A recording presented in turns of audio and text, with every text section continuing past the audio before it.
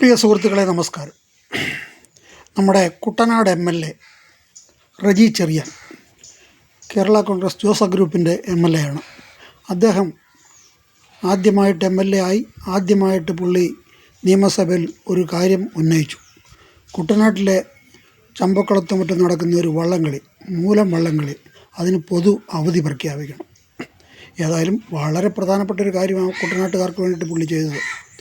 ബാക്കി കുടിവെള്ള പ്രശ്നങ്ങളുണ്ട്, റോഡുകളുടെ പ്രശ്നങ്ങളുണ്ട്, അതൊന്നും പുള്ളി പറഞ്ഞില്ല. വള്ളംകളിയുടെ കുട്ടനാട്ടുകാർക്കെന്ന് പറഞ്ഞാൽ വള്ളംകളി അവരുടെ രക്തത്തിൽ അഴിഞ്ഞു ചേർന്നൊരു കാര്യമാണ്. എല്ലായിടത്തും വള്ളംകളിയുണ്ട്. ഞങ്ങളുടെ അടുത്ത് നീരേറ്റുപുറത്ത് വള്ളംകളിയുണ്ട്.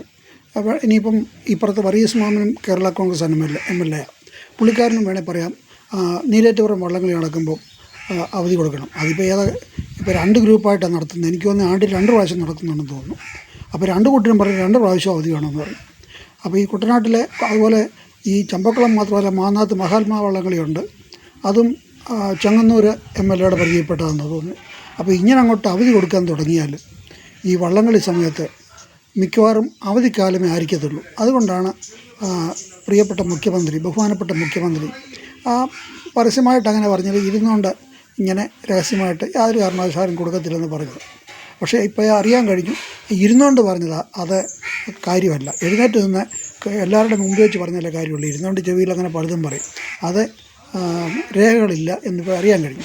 അപ്പോൾ ഈ കുട്ടനാട് MLA റജി ചെറിയാനോട് പറയുകയാണ്, ഇങ്ങനെ വള്ളംകളികൾക്ക് കുട്ടനാട്ടിൽ അവധി കൊടുക്കാൻ തുടങ്ങിയാൽ മിക്കവാറും ഈ കാലത്ത്, വള്ളംകളിയുടെ കാലത്ത് അവധിയെ കാണത്തുള്ളൂ. അത് കാരണം ഇങ്ങനെയുള്ള ബാലിശമായ കാര്യങ്ങളൊന്നും പറയാതെ നാട്ടുകാർക്ക് വേണ്ട എന്തെങ്കിലും പ്രയോജനപ്പെടുന്നതായിട്ടുള്ള എന്തെങ്കിലും കാര്യങ്ങൾ, ഉദാഹരണത്തിന് കുട്ടനാടിലെ താമസിക്കുന്ന ആൾക്കാർക്ക് ചുറ്റും വെള്ളമാണ്, പക്ഷേ കുടിക്കാൻ വെള്ളത്തിന് ബുദ്ധിമുട്ടാണ്. അങ്ങനെ അവർക്ക് വെള്ളം എത്തിച്ചു കൊടുക്കാനോ അങ്ങനെയുള്ള എന്തെങ്കിലും നല്ല കാര്യങ്ങൾ പറയുക, അല്ലാതെ ഇങ്ങനെയുള്ള കാര്യങ്ങളൊന്നും പറയാതിരിക്കുക. ഇത്രയും പറഞ്ഞുകൊണ്ട് ഉപസംഹരിക്കുന്നു. നന്ദി, നമസ്കാരം, ജയ് ഹിന്ദ്.